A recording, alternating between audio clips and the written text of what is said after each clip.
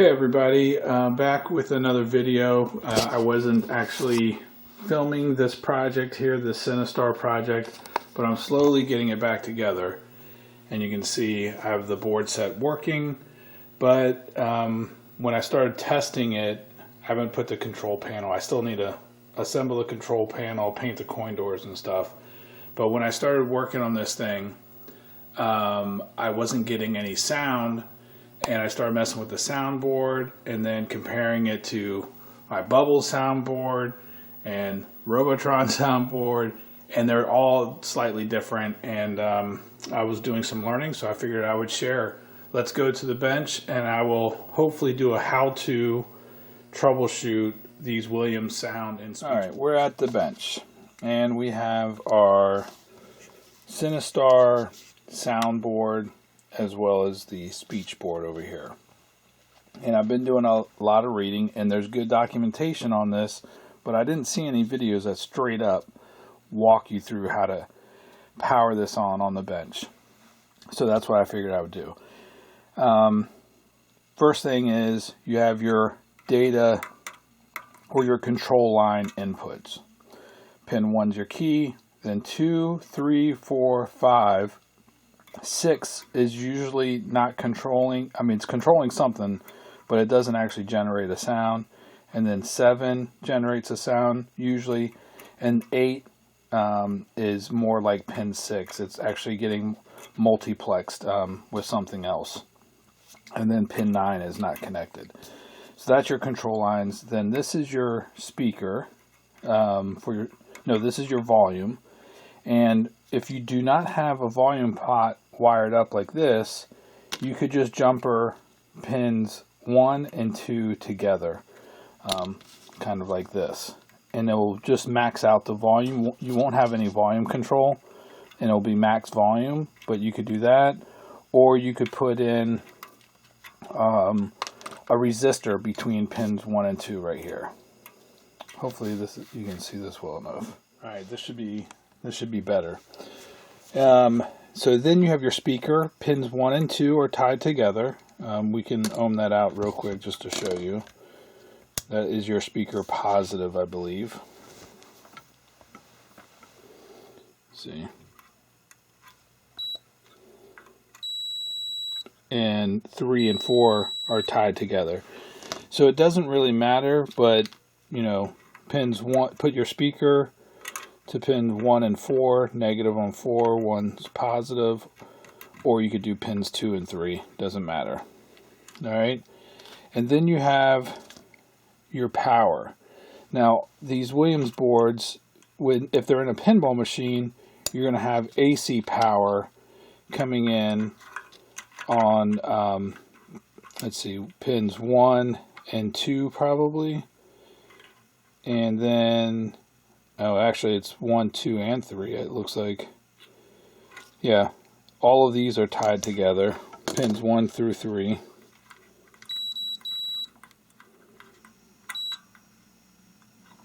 Oh no, just 1 and 2. They're tied to that fuse. And then ground is 1, 2, 3, 4, 5. And 6 are ground, 7's your key, and then 8 and 9 is your other fuse for your other AC voltage. However, you can also just use positive 12 and negative 12 and ground from a switching power supply, and that's what I'm doing. I have, if you look up here, right there, I just have my blue is my negative 12 volts, my yellow is my positive 12, and then I have ground wired up. So normally white. I have had this work with negative 5 volts as well. However, it does call for, so if you only have negative 5, I have had the soundboard work with just negative 5, but I wired up negative 12. The speech board does require negative 12 volts on these op amps, and so I don't know if it would work right if it only had negative 5, so I haven't tried that. Alright, let's come back to what I was doing. So we got our power. All right. And you want to make sure that when you turn it on, that your fuses are good. So we might as well test these out. Fuses are good. This is a bridge rectifier. Even though we're putting in DC volts, it'll pass through the bridge rectifier. Probably have a little bit of voltage drop, but not much. And you'll still end up with positive 12, negative 12, ground.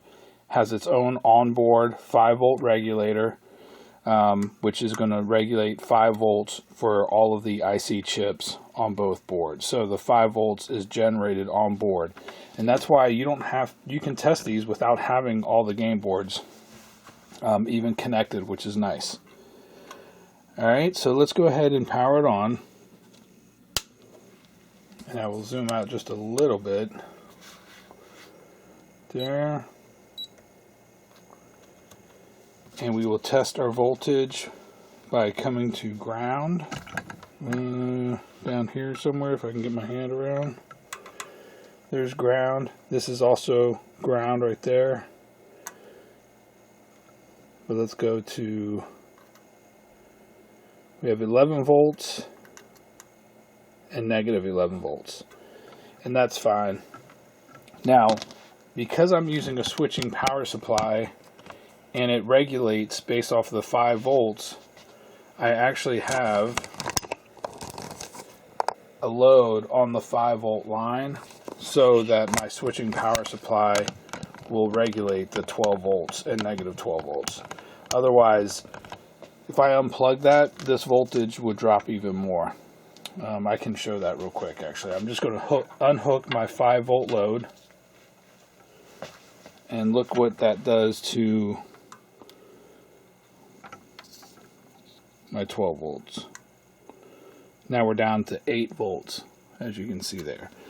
So if you're using a switching power supply that regulates based off of 5 volts, make sure you hook up a load to your 5 volts if you're testing on the bench. There we go, we're back at, I know my hands are in the way, but you get the idea. So we know voltage is good. Let's check to see if we have good 5 volts.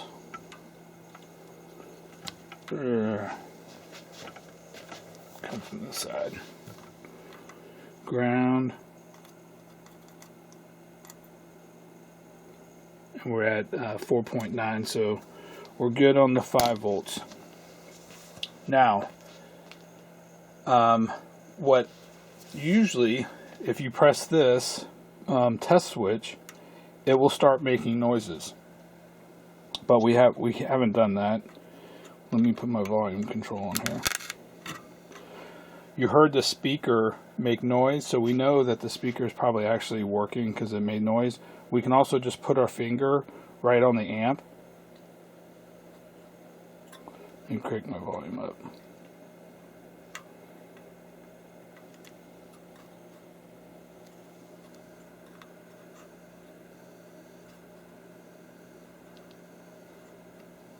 You can't really tell too much, but if you just put your if you just put your hand on the amplifier and touch the amplifier pins, it probably will make a little bit of a hum noise, and then you know your amp is working.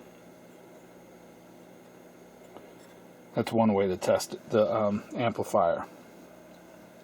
In my case, the amplifier was not working. I actually had to replace it. I think I replaced it with a TDA 2003 instead of a 2002.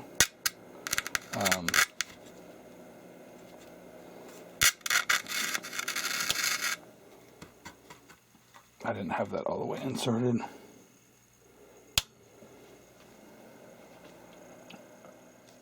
Okay, I'm going to back up a step. So whenever you're testing a board that is both speech as well as sound, it's good to separate the speech board from the sound board and just get your soundboard working first. But to do that, there's an important jumper that you have to put in. By default, if it's a soundboard that has a speech board, it will not have the W1 jumper. You can go to Robotron 284.uk or something like that. But, let's see, I'll hold it up like this. But this is where that W1 jumper is. It's right between our connectors above that resistor, and that jumper needs to be there where it's red for this soundboard to work without the speech board. Because what that jumper does is it basically routes the sound over to the speech board to be mixed with the speech and then back to this board and then amplified. So if you don't have that jumper in there, it's sending the audio somewhere else and it's never coming back because you don't have the speech board connected. So I just got a small little capacitor leg, and I probably won't be able to put it in while I'm on camera. And you don't even need to really solder it in. If you just apply some pressure to it, it should be fine. So you have to make W1 jumpers in there. Let's see. The other thing I was just going to caution you is do not rely on this test switch. With the Bubbles ROM or a Sinistar ROM, this test switch will not do jack. That's why I burned a Robotron sound ROM. The Robotron sound ROM, the test switch actually does do something, and I'll show that in a second. Alright, so let's see. I think we have everything. The other thing, I've already fixed this soundboard, but the other thing that I needed to fix is I had to remove this this is the original chip. Let's see here. It is a 6808.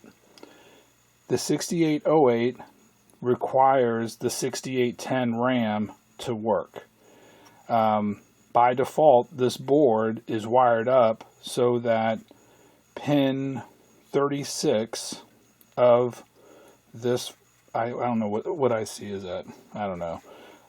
IC 10 or something? I can't remember. Whatever. The CPU. Pin 36, if it's low, it's using the 6810. If it's high, it's using its internal memory if it's a 6802. If it's a 6808, you have to have it low, so it wires that, and that's the default. But anyway, I pulled this out and cleaned the chip legs and straightened them out, put it back in, and the thing started working. It was not working originally. But anyway, so I have a working 6802, which you can replace, and by default, if you stick a 6802 in here, it's going to use the 6810 memory because of a jumper that is right here. Let me get my, and you can't see it, it's actually underneath this resistor right here. There's a jumper that basically grounds pin 36. But if you want to test it without using the 6810 RAM, like let's say you think you have a RAM issue, put the 6802 in, grab a little jumper, make sure you bend the leg out because this chip is already socketed, so you could just bend 36 out like that and hook up your little jumper, and then you can hook it to any one of these resistors right here that's going to bring it high and bypass this resistor here that is being short-circuited because it's grounded. So I'm just going to put it right there. If I can get it on there.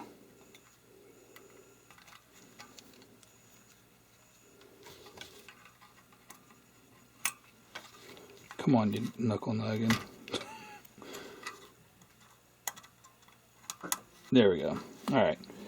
So now I have pin 36 tied to this resistor, and I can't remember, it's probably like a 470 or 47K, I don't know, some resistor that is pulling it to 5 volts. And now this RAM is going to be bypassed just by putting in a 6802 bend out the pin, do a quick jumper, and you can verify whether the RAM is your issue or not. Alright, so now we're ready to go. We're going to power on, and I'm going to use another jumper here real quick. I'm going to come to ground, right there, and then just touch one of these pins.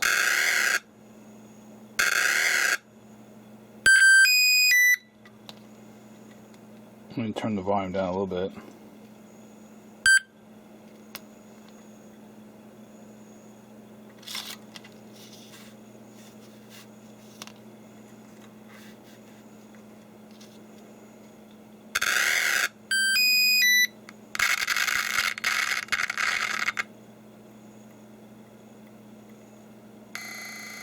See how I'm not getting anything on these? And that could be because of the Sinistar ROM doesn't respond when you touch these inputs. See, nothing on 8, 7, nothing on 6, 5, nothing on 5, 4, 3, 2, nothing on 1. So that's what a Sinistar does, and I believe all the inputs work fine, but they basically go through this resistor pack right here, and then these capacitors and resistors are to prevent over voltage type of situation, and then they come into, I believe, this switch and maybe that switch or that switch. I think it's these two CMOS switches or something that they come into. So that's just straight up troubleshooting if you have a problem with one line. But right now we know we have sound, right? Which is good, but it sounds a little funky. And if we just wanted to basically test without, if we wanted to test with the 6810 RAM, I could just disconnect that. It will go low, and I can show you that. Let me put on my oscilloscope. Now obviously it's better to potentially ground it, but it will float low by default based off of my testing anyway.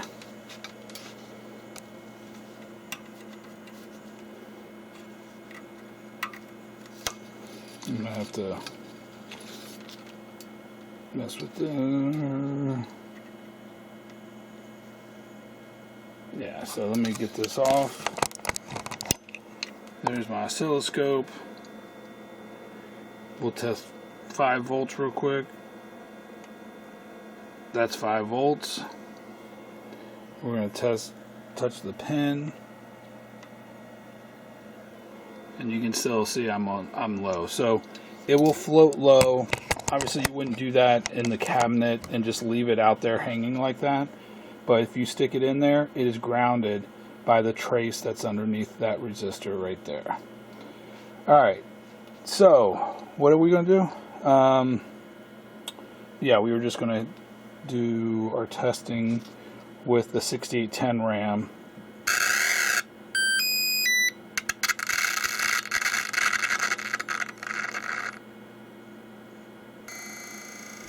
So it works, right? But I don't really like the Sinistar ROM because Robotron has 6 lines that you can test for sound. So I'm going to pause and let's put the Robotron ROM in. Before I do that, let me just show you what the test button will do when you don't have the speech board on or you're using Bubbles. I've already tested it with Bubbles, but or the Sinistar ROM, which is Sound ROM number 9, I guess, is what Sinistar is using. Alright, so here we'll just verify it works. Right? Press the test button, you hear nothing. Now if I come back, it's dead. I can't even do anything. You know, no sounds are registering. So that pressing this test switch on a Sinistar, and it does the same behavior on a Bubbles, is not good, right? Because it'll throw you off. You'll think that, hey, I should be hearing something when I test the test button, and you're not hearing anything because the program that's acting on that sound ROM isn't executing. because there's nothing there within that sound ROM to execute when that's pressed. Alright, now I have my Robotron ROM in there, and I just powered up. Not even worried about these dip switches up here yet, so don't even worry about those.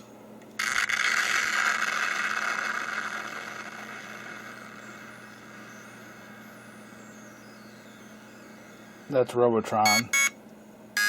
You press it once and it goes through an explosion and then the end of game music. And then it repeats, and it keeps repeating. So this test button with a Robotron ROM will likely execute, you know, all of your inputs on your PIA. I haven't verified that, but obviously you can test your RAM. You'll be able to test your CPU with a Robotron just by pressing that. Now, to stop it, you have to power it off, power it on.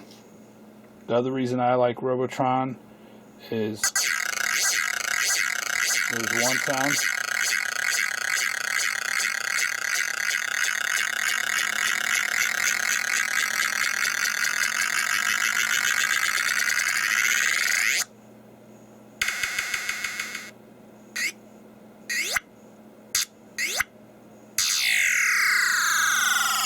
So 1, 2, 3, 4, 5. Nothing. Oh. Hold on. 2, 3, 4, 5,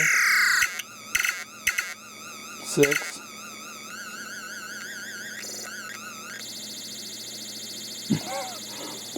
And then 7.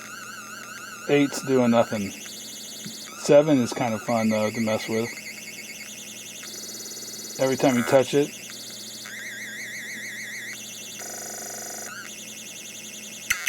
and you can't turn that off once you get it going.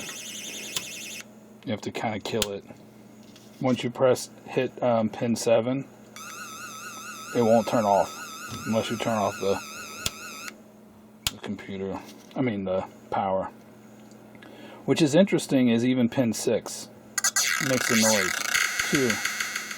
That's 2, 3, 4, 5, 6, 7, and then 8 doesn't do anything. That's with a Robotron sound ROM. The other thing that's important is probably not as important because most of the games that have, you know, this soundboard are not Defender, but if you do have a Defender or Stargate that has 2716 ROMs, you need to pay attention to the jumpers. You can't just swap these soundboards across all the games, because if it is a 2532 ROM, I think you're using the green and you're using yellow. Oh gosh, is that right?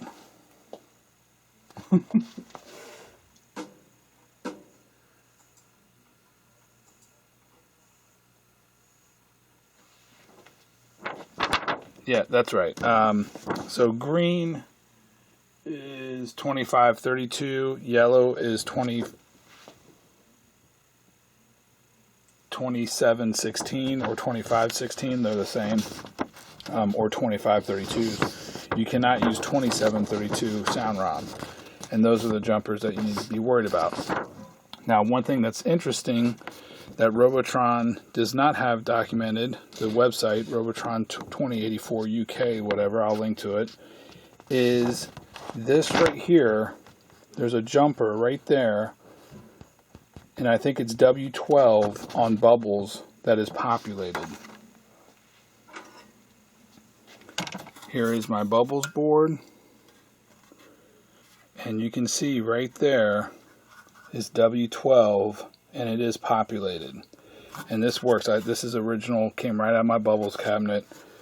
I don't know what, I do know what it does or where it ties to on the schematic. I just don't know how it's used in Bubbles that makes it different than other ones. Or if you try to use a board that did not have W12, if you would even be able to see the difference. Maybe we'll test that in this video. I can just pull that out. Go through the sound test on Bubbles with or without W12. But that's one thing that was missing on this website.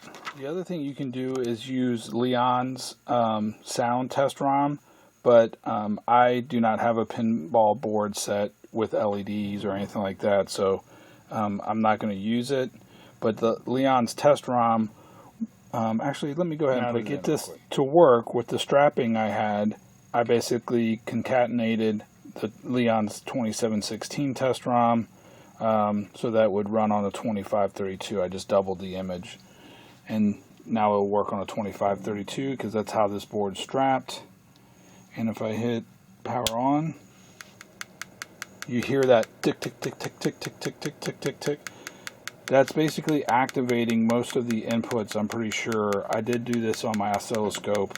I don't feel like really showing that part, but this is kind of useful because it is executing code, and if you press this test switch, it will exercise the memory, or it will test the RAM, the 6810 RAM, but I have no way of reading the output of it, so it's kind of like worthless to me.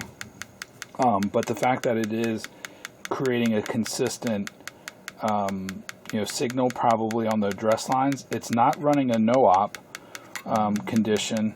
I did read on his website that if you remove the ROM by default with no ROM, this will run no operation.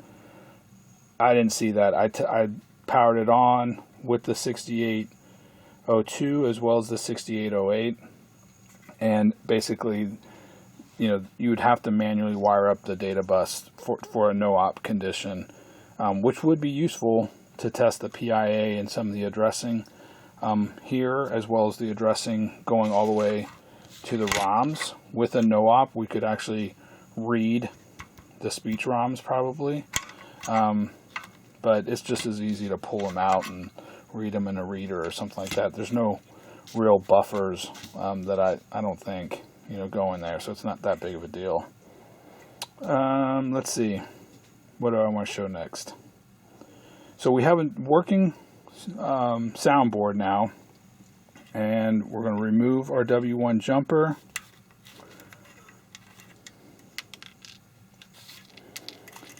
Hook back up our little speech board.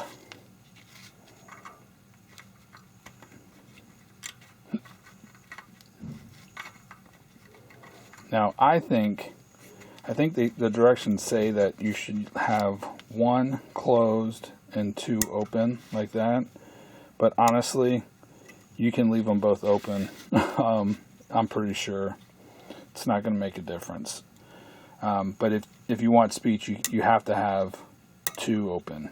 That's my understanding. We'll see if that's right when I come back.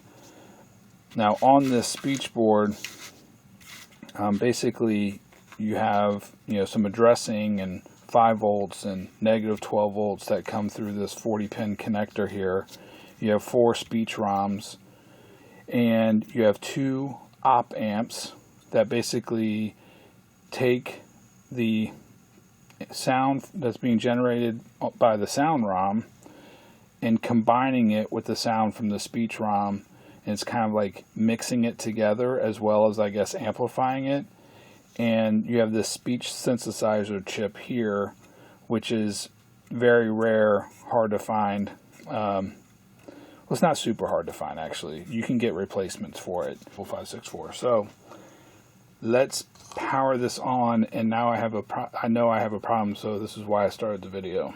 All right, I'm powered on with my speech board. W1 is now removed, right there. Remove that temporary jumper. And if I press this, my sound, nothing. Let me crank the volume all the way up. This is my mixer, so it's mixing, speech versus regular sound. You can barely hear it. It's like very quiet. So I'm going to touch pin 3.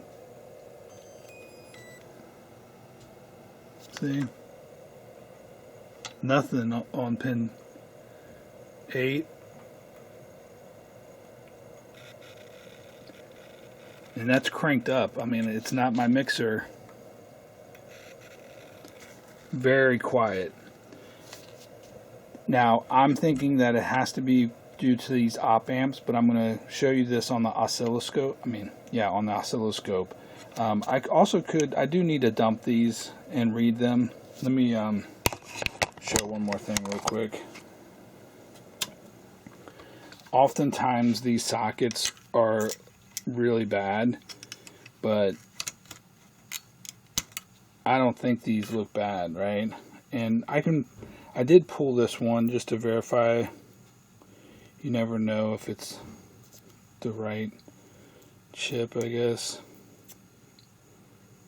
But it is a 2532. I looked at it underneath of there, so I have no reason to believe these are not Sinistar ROMs. And these sockets are not great, but they're halfway decent. I don't think that's our problem. But reseating and dumping the ROMs and verifying those work, it's really a simple board. I mean, there's some capacitors, resistors, 2 op amps, and the speech chip. That's it. And then this cable that's taking address lines and data going, back and forth. And then you have the sound lines that come back in and get amplified through this amplifier. So it's not really that much that can go wrong. But let's look at it. Alright, so here's the schematic. Hopefully, okay, there we go. From that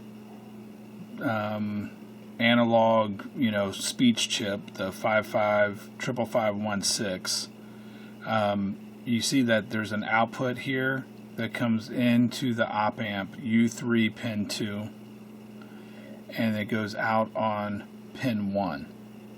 And then that feeds U3 pin 6, comes out on pin 7. And then you have your sound coming from the soundboard. The sound analog input gets mixed in here. There's your variable resistor that controls like how much you're letting through, obviously, and then it gets combined, and then the op amp amplifies it again. This time it's U2 pin 6 to pin 7. So we're going to show that here real quick. Alright, so I have one of lead from my oscilloscope on pin 2. That is channel 1, which is yellow. And then I have the other channel on pin 1, which is the output of that U3 chip right there. And I'm going to activate our speech, or number 2 anyway, which I think is speech. And that's what you get. So I'm going to do it again. It looks like it's doing something. I don't know if it's right, but the wavelengths are definitely, the amplitude on the input is higher than the output, which doesn't really make a lot of sense to me, but maybe that is what the op amp is doing. I'm not sure. I'm going to test the other combos as well. So it definitely, that's why I'm thinking I have an op amp issue. There's definitely something, when I trigger it, the speech chip is generating some type of signal, so I'm thinking it's right. I have my input on pin 6 of U3, output on pin 7, and here we go.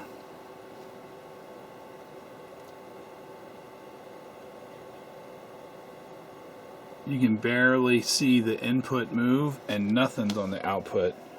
So that's why I think that output is bad. And maybe even U2. We could go test U2 as well. There's only one pair. These op amps are two amps in one chip with the with that form factor right there. So let's move to U2 and check that. Wired on the second op amp. U2, same thing. Input, output, and yellow is the input, white is the output.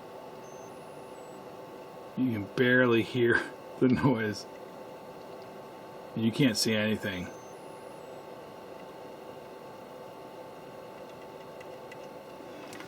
So the signal is almost like so small, or the op amp isn't able to do it, or it's so small based off of being degraded coming from this first op amp. So either both of these are bad. That's my theory. So we'll have to wait till Tuesday when the new replacements come in. Okay, got some replacement op amps in there. and I wired up, again, input on yellow's input on pin 2 and outputs on pin 1. So there we go. And totally different behavior. Now our output is way better, and if you see on my input, I have 200 millivolts. So I was getting a lot of input. I don't understand why. I was getting, my input was high and my output was nothing. So that might have had to do with the op amp chip failing. But now, even at 200 millivolts, you see some noise on the line and stuff. And my on my blue line, we're at 2 volts per division. So again, we have speech, and that's what it looks like. So I'm going to power down. We'll check the output of this op amp as well. Pin 6 is input, pin 7 is output. Be right back. This video is getting kind of long. This op amp is where the sound from the sound card is getting mixed in with the sound from the speech chip. So let me power on. I'm doing it live with you guys. I haven't tested this part yet. So we'll do our speech on pin 2. Very similar, right? Not a lot of activity on the input, but a lot of amplitude on the output there.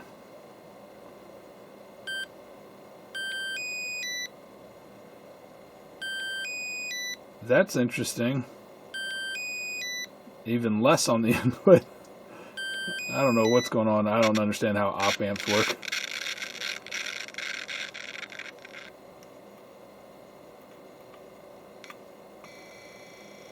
And that's really what this mixer controls. So let me turn it all the way clockwise and see what that looks like with my digital sounds. It's obviously louder, and you can see how the op amp is behaving too.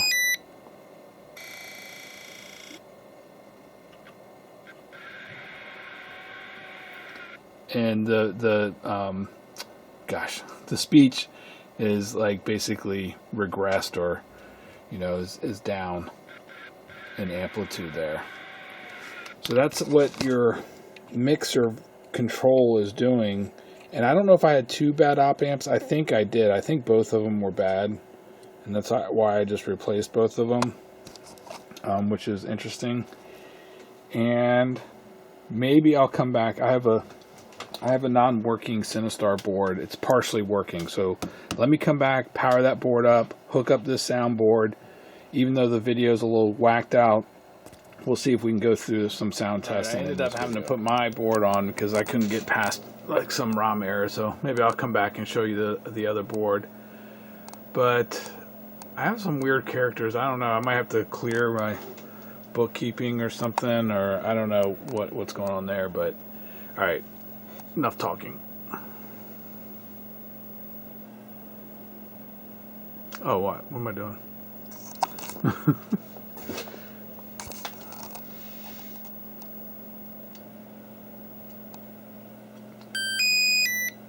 So it seems like, and that's pretty annoying, but there's only 5 sound lines to test in Sinistar. 1, 2, 4, 5. That's it.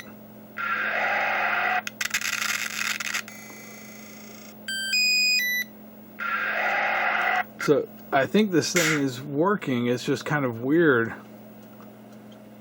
My bench setup doesn't really allow me to test these too well, but we should be able to coin up and start a game.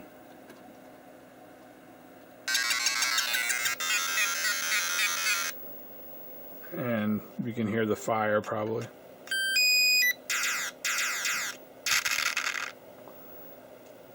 But I can't get good enough to have Sinistar play any other sounds. There's another guy on YouTube, I'll link to his video, where he wired up a board that can actually actuate different Sinistar sounds. I don't know how he did it. I'm going to have to watch it again. Alright, I figured it out. I have it wired for pin 2, 4 and 5. And here we go. Ready?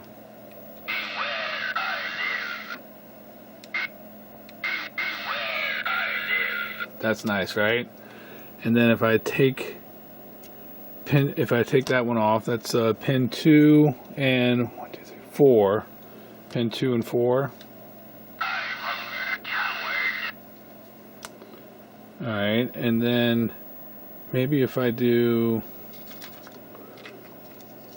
just pin 2 and 4, let's see what that does. Come on.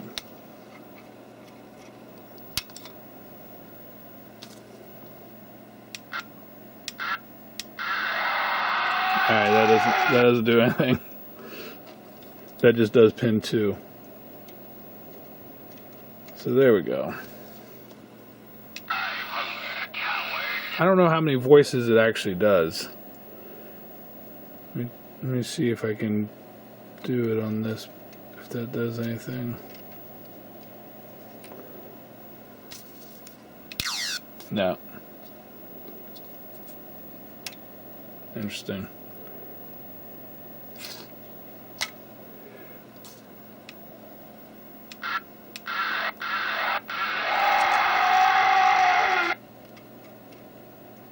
Two, 4, and 5.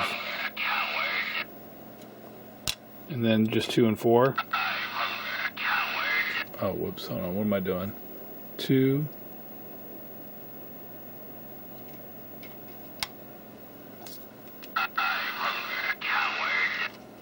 I already lost what the hell I was doing.